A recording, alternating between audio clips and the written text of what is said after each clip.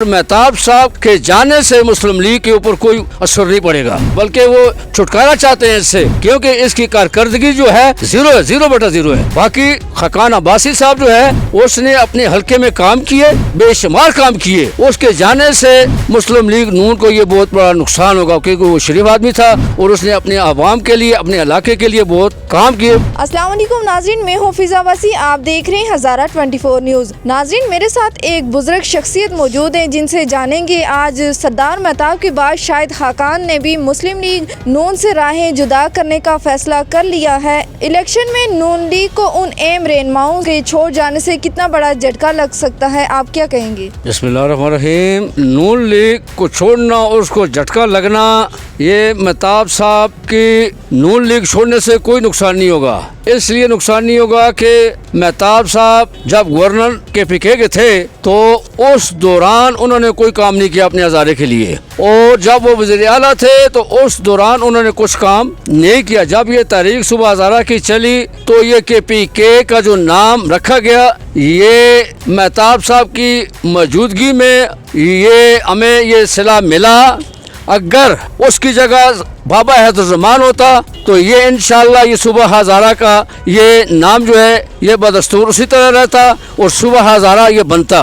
बाकी खकान अब्बासी साहब जो है उसने अपने हल्के में काम किए, वो शरीफ शख्स था और उसने बेशुमार काम किए। उसके जाने से मुस्लिम लीग नून को ये बहुत बड़ा नुकसान होगा, क्योंकि वो शरीफ आदमी था और उसने अपने आवाम के लिए, अपने इलाके के लिए बहुत काम किए, बड़े खिदमत की अपने आवाम के, अपने हल्के के लिए। तो इसलिए खकान अब्बासी साहब के जाने से मुस्लिम लीग नून को ये बहुत बड़ा झटका लगेगा, बहुत बड़ा नुकसान होगा। और मेहताब साहब के जाने से मुस्लिम लीग के ऊपर कोई असर नहीं पड़ेगा। मैं साफ बात करता हूँ कि उसने काम नहीं किया और उसकी वजह से हमारे तारीख सुबह हज़ारा को नुकसान हुआ, हमारे हज़ारे वाल को नुकसान हुआ। हमारे हज़ारे वाल इस माँ धरती के 7 बच्चे शहीद हुए।